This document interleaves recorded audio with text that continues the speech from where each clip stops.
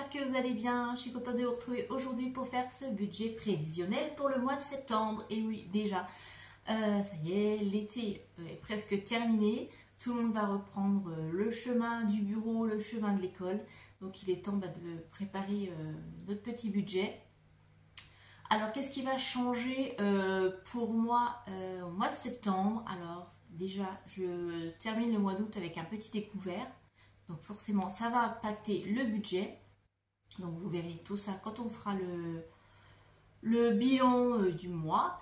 Et puis septembre, octobre, novembre, il n'y aura pas de revenus CAF pour moi puisque j'ai fait ma déclaration trimestrielle et qu'avec les revenus de la boutique, eh bien, je dépasse les plafonds. Donc j'aurai rien du tout. Voilà. Donc c'est ce qui va changer. Donc forcément, ça va impacter aussi le budget. Il va falloir faire 100. Mais on va y arriver, pas de souci. Vous savez comme je suis, j'arrive toujours à retomber sur mes pattes et puis on se débrouille. Et puis j'essaierai de faire un petit peu plus d'économie dans mes enveloppes. Eh bien, on se retrouve tout de suite sur le bureau et on fait ce budget ensemble. Alors c'est parti, on va faire ce budget. Septembre, nous sommes ici. Je rappelle aussi ma situation pour les nouveaux abonnés, les personnes qui ne me connaissent pas trop. Alors, je suis salariée, j'ai aussi donc ma boutique Etsy, donc je suis auto-entrepreneur. Hein. Mon activité est déclarée, je paye des charges, voilà, comme tout patron. Donc, je cumule les deux, hein, mon job salarié à 100% plus mon auto-entreprise. Je suis séparée, enfin divorcée même. J'ai 3 enfants. Les 2 plus grandes sont maintenant adultes. Enfin adultes, oui. La plus grande a 24 ans. Et elles vivent leur propre vie dans leur appart, etc. Et avec moi, il me reste la petite dernière qui a 16 ans. Voilà. J'ai une pension pour ma fille. Et quoi vous dire, je suis locataire et mon projet, ça serait de devenir propriétaire. Donc dans la région où je suis actuellement, ce ne sera pas possible. Hein. Le prix de l'immobilier est énorme. Donc seule, je ne pourrai jamais emprunter. Même pour une toute petite maison, le budget est astronomique. Je suis en région Alsace. Donc pour ceux qui connaissent, vous savez que l'immobilier ici, c'est pas pensable. Donc j'ai pour projet de quitter cette région pour pouvoir justement accomplir mon rêve de devenir propriétaire d'une petite maison avec un petit jardin pour être un petit peu en autonomie. Et c'est pour ça aussi que j'essaie de développer mon auto-entreprise parce que ça va pouvoir me permettre justement de pouvoir travailler n'importe où sans être coincé avec un employeur. Voilà. Actuellement, si je devais partir, il faut que je donne ma démission, que je trouve un nouvel emploi dans une nouvelle région, donc ça va être compliqué. Donc c'est un projet qui se fera dans les années à venir, mais c'est ce qui me motive là actuellement, pouvoir partir et puis vivre un petit peu ma vie en toute liberté. Voilà, je vous expose un petit peu le contexte. Donc, c'est parti, on va commencer par faire ce budget. Hein. Donc, on sera au mois de septembre. Les revenus, donc mon salaire, 1635. Comme je vous l'avais dit, ce mois-ci, il n'y a pas de CAF. Donc, la CAF, hein, prime d'activité. Comme j'ai fait mon actualisation, vous savez, tous les 3 mois, on nous demande les revenus des 3 derniers mois. Et comme les 3 derniers mois, j'ai eu des revenus de ma boutique, du coup, là, pendant les 3 prochains mois, j'ai pas de prime d'activité puisque j'ai dépassé le plafond. La pension, je vais y arriver. J'ai mon petit brouillon là à côté, donc il faut que je suive correctement. La pension, donc pour ma fille, on est à 292. Je ne mets pas les revenus de la boutique, hein, ça vous le savez, pour ceux qui me suivent depuis un petit moment. Je les mets pour moi, c'est du bonus parce qu'ils vont directement dans les épargnes et je mets en début de mois, une fois que j'ai fait mon bilan d'entreprise, que j'ai payé mes charges URSSAF, etc. Et là, je vois combien je peux me dégager en salaire, sachant que je laisse toujours aussi un petit peu sur la boutique pour acheter les fournitures, ce que j'ai besoin, pour les frais postaux, etc. Bon, ceux qui ont une boutique, qui sont auto-entrepreneurs, ça vous connaissez tout ça, le fonctionnement, mais pour ceux qui ne connaissent pas, voilà, je fais super attention à tout ça. Je travaille dans la compta, donc ça m'aide aussi à un petit peu mieux gérer mon entreprise. Donc, on est à 1927 de revenus. Crédit dette, comme je vous le disais, je commence le mois avec un découvert de 15 €. Donc je les mets, et puis enfin 15 €, un peu moins, mais je compte 15 €, j'arrondis. J'arrondis toujours un petit peu au supérieur. Donc je les résorbe en une fois, donc ils vont être déduits de mes revenus. Et on passe aux dépenses fixes. Donc là, c'est tout ce qui est prélevé directement sur mon compte bancaire. Et on commence par le loyer, la plus grosse charge, 682 €. On a un prêt que je mets ici, je rappelle, et pas là, parce que je pourrais pas le solder avant la fin, puisque c'est un prêt en commun avec quelqu'un d'autre. Donc je suis obligée d'aller jusqu'au bout. S'il avait été qu'à mon nom, je l'aurais mis là, parce que j'aurais du coup provisionné pour pouvoir le rembourser avant l'échéance. C'est un petit peu voilà, ce que je préconise. D'ailleurs, si vous avez des prêts que vous voulez les rembourser, je vous épingle là-haut une petite vidéo que j'avais faite, comment rembourser ces crédits avec la méthode boule de neige. Donc si ça vous intéresse, vous pouvez regarder. Mais voilà, si on peut éviter d'avoir des prêts, c'est toujours mieux. Alors, prêt 114. Ah oui, et d'ailleurs, pour ceux qui viennent d'arriver, il n'y a pas longtemps, les nouveaux abonnés, quand j'ai commencé la méthode, il y a, déjà, c'était en 2022, oui, janvier 2022, j'avais 3 prêts en cours. Les prêts, les fameux prêts CTLM, Cofidis, etc., que j'ai pu en partie solder grâce à une prime que j'avais eue. Donc si vous avez un 13e mois ou des choses comme ça, profitez-en pour solder vos prêts.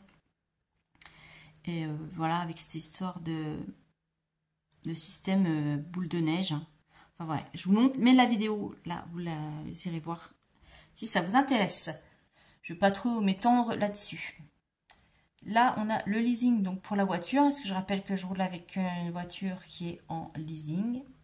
Donc c'est 242 € par mois.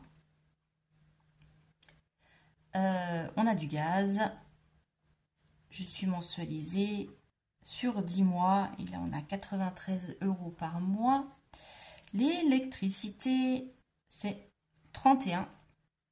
Je pense que ça va augmenter. Ils voulaient déjà m'augmenter la mensualité, l'arrondir à 45. Moi j'ai refusé parce que je préfère après verser, parce que du coup j'essaie de faire des économies d'électricité, mais avec mon ado c'est pas évident. Ça, vous savez, si vous avez des ados, vous savez comme c'est, la lumière tout le temps allumée, les chargeurs branchés H24, donc c'est un petit peu compliqué. Alors, on verra lors de la régule ce que ça va donner, mais je pense que là je serai obligée de monter et peut-être de piocher dans mes économies. On verra bien, on va pas trop anticiper. Assurance, donc c'est pour l'assurance habitation et véhicule, c'est 56 €. J'ai internet, donc je suis en fibre, 16 €. J'ai pris le forfait le plus bas, mais je vais peut-être devoir monter, parce que comme je fais beaucoup de télétravail, j'ai remarqué, enfin beaucoup de télétravail, oui. J'ai 2 jours de télétravail par semaine, je fais beaucoup de choses aussi, le montage de mes vidéos, etc. Et je m'aperçois que des fois ça rame. Peut-être voir pour augmenter mon forfait, prendre quelque chose avec un débit plus important. Mais ça à voir, ça m'embête un peu. Après, je me dis que voilà, c'est embêtant, mais ça m'empêche pas non plus de travailler. Donc, bon. Pour l'instant, on va peut-être y aller mollo. Je pense que je vais peut-être attendre de voir si mes revenus augmentent ou pas.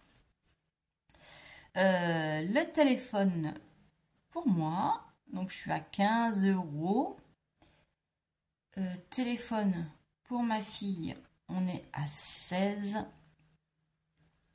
La cotisation de compte bancaire, on est à 13.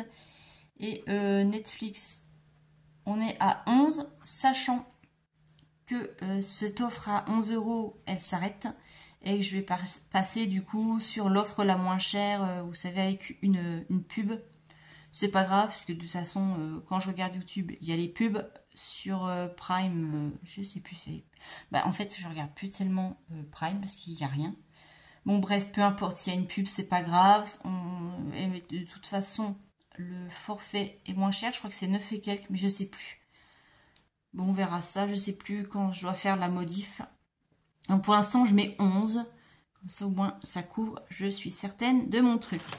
Allez, on va compter combien on a en charge.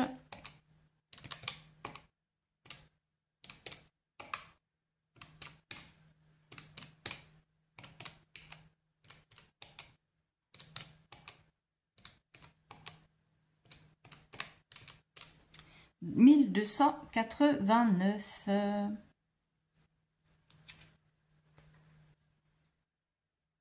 Hop, voilà. Ensuite, on passe au virement permanent. Donc là, tous les mois, c'est pareil, c'est déjà programmé, je ne m'occupe de rien. Tous les mois, j'ai 2 prélèvements qui partent de mon compte courant vers mes 2 livrets. Donc un LEP et puis un livret classique. Donc vers le LEP, j'ai 40 € qui partent pour alimenter automatiquement un fonds d'urgence virtuel. Là, c'est l'avance loyer. Et vers le livret, j'ai 10 € pour provisionner pour mes obsèques. Donc, ça nous fait 50 €. En dépenses variables au mois de septembre, alors carburant. Comme d'habitude, on sera à 50 € pour le mois, c'est suffisant. Sachant déjà qu'il y a une semaine où je suis en déplacement professionnel. Je pars toute la semaine, donc je n'aurai pas besoin d'aller au travail avec mon véhicule. Puisque de toute façon, on part avec les véhicules de société. Donc à ce niveau-là, on va faire des économies. Donc économie de carburant et économie au niveau budget course, j'espère, parce qu'il n'y aura que ma fille à la maison. Enveloppe course. Donc là, les enveloppes, hein, c'est tout ce que je retire moi en espèces pour mon fonctionnement du mois. Donc on a les courses pour 320 €.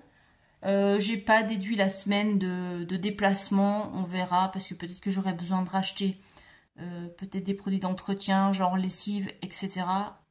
Comme ça rentrera dans le budget, il n'y a pas de problème. Et au pire, ça nous fera de quoi remplir les défis. Une enveloppe d'hiver, donc ça c'est mon mini fonds d'urgence pour le mois. Donc si j'ai pas assez dans une catégorie, je pioche dedans. Ou si j'ai un petit imprévu, je pioche dedans aussi. Et là, on a 20 €. Une enveloppe loisir à 30 €. Ça, c'est pour notre petite sortie de début de mois. On a un rituel avec ma fille. En début de mois, le premier vendredi du mois, on se fait une sortie fast-food. Enfin, sortie, moi je prends au drive. Hein, parce que manger dans les fast-food, ça me gonfle. C'est sale, c'est bruyant, etc. Donc, on s'arrête au drive, on se prend un truc, puis on mange à la maison tranquillement devant un film, un Marvel ou un truc comme ça. On se fait une petite soirée, voilà. Une soirée cool. Et ça fait du bien. L'argent de poche pour la mistinguette. Donc c'est 10 €. Alors certains me disent que c'est pas beaucoup. Faut faire aussi en fonction de son budget. Donc 10 € d'argent de poche, sachant qu'elle a aussi 16 € pour l'abonnement. Donc ça fait de téléphone. Hein. Donc ça fait 26 € quand même pour elle tous les mois. Donc je pense que ça va. Voilà. Et sachant que l'argent de poche en général est dépensé dans tout ce qui est chips, Monster, etc. On va pas non plus augmenter le budget parce que il n'est pas utilisé à bon escient. Enfin, de mon point de vue. En même temps, voilà, c'est une ado, 16 ans et demi, sans envie de se faire plaisir, on sait ce que c'est, la malbouffe, on est tous passés par là. Bon, mais il faut laisser faire aussi un petit peu, pas non plus trop serrer la vis. Et puis l'enveloppe pour moi, donc 20 €, c'est pour soit manger au food truck une fois le midi, ou pour me faire un petit plaisir avec les copines. Le vendredi soir, on va se boire un petit coup ou pas, enfin voilà. Après, je ne l'utilise pas forcément. Mais voilà, si j'ai envie de me faire un petit food truck parce que j'ai oublié d'amener à manger ou qu'il y a un truc qui me fait plaisir, bah, au moins je sais que j'ai un petit quelque chose et c'est moins compliqué. Ce qui nous fait 320, 340, 360, 400 € à retirer en espèces. On va regarder combien il nous reste pour mettre dans nos épargnes. Donc, mes revenus, moins le découvert, moins les dépenses fixes. J'enlève le carburant, les prélèvements, j'enlève le carburant et j'enlève mes trucs. Il me reste 123.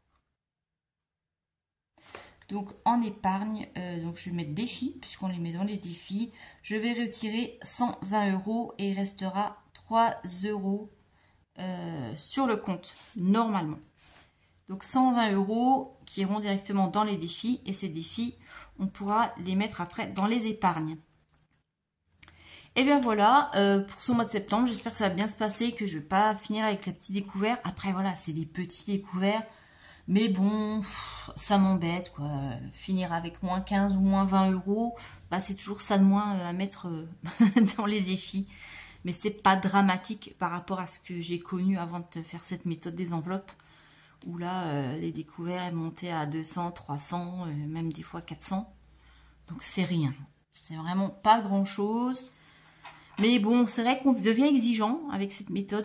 Je vois au fil des mois, des années, on devient super exigeant. Et quand je vois que sur le compte, il descend à moins 10, moins 15, bah, ça me fait mal, quoi. Alors qu'avant, j'aurais dit, oh, c'est rien. Ben voilà. Ben dites-moi vous si vous avez fait votre budget prévisionnel du mois de septembre déjà ou pas. Comment ça s'annonce? Vous avez peut-être des frais de rentrée aussi pour ceux qui ont des enfants. Donc expliquez un petit peu comment vous organisez pour ça, si vous provisionnez, si vous utilisez l'allocation de rentrée scolaire. Moi, ma fille ne sera pas scolarisée cette année. Voilà, pour des raisons de santé, etc. Donc, j'ai pas l'allocation de rentrée scolaire et j'ai pas de frais de fourniture, etc. Donc, c'est vrai que c'est pour ça que vous le voyez pas apparaître. Si certains se disaient mince, et la rentrée, pour moi, cette année, il n'y a pas. Enfin, pour ma fille. On verra l'année prochaine. Donc, il n'y a pas de budget rentrée des classes. Et habituellement, de toute façon, j'ai droit à l'allocation de rentrée scolaire. Et j'utilise intégralement pour payer les fournitures et les transports scolaires. C'est ce que j'avais fait l'année dernière et l'année d'avant. Voilà. Bah écoutez, si vous avez des questions, n'hésitez pas à les poser dans les commentaires. Je vous dis à samedi pour faire le bilan de la semaine. Je vous fais de très gros bisous et bonne semaine à vous. Bye bye.